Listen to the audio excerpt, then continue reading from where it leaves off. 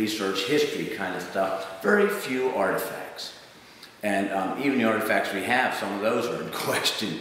But the story is a wonderful one.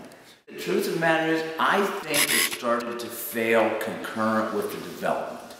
By the time they bought the land and started, set up maps of plots for sale and talked about building a natatorium and a small hotel and then a bigger hotel and roads and all that sort of thing, it was concurrent with the development of the North Jetty.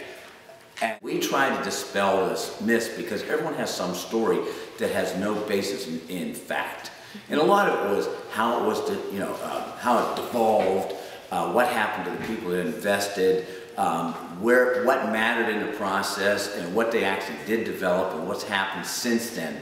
And it all falls into this myth category. It's kind of like the Neoconi rock story, the treasure rock sort of thing, that eventually everyone has a story, and after they tell it enough times, people come to believe it. We have some crazy people here, too.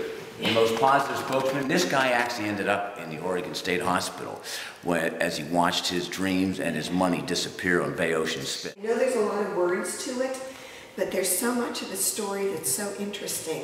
And so I just wanted to tell the whole story, and as much as I could, that was provable. It's interesting to me. This is not my favorite thing, but it's really important because we actually have a bigger version of this outside, that 100 years ago, water was transmitted by oak that was kind of tongue and grooved and wrapped in wire, and then it was sealed with creosote.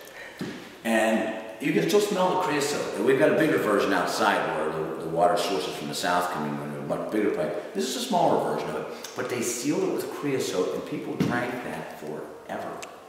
And you can still smell the creosote 100 years later, so it wasn't a light application.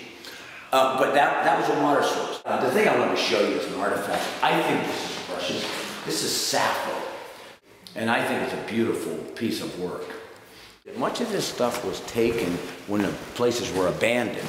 This is stuff that's been repatriated. This is the type of wool blanket that they used when on the big cruise ships that sailed across the Atlantic.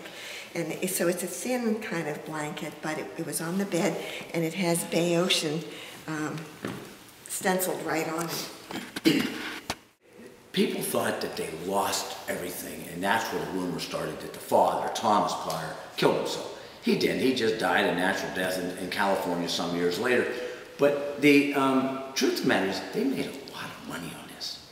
Hundreds of thousands of dollars selling lots, and then they packed up and actually turned people down. They never sold all the lots because they made so much money that we actually have written letters from the son saying, no, we're done selling stuff. And they just moved on to someplace else.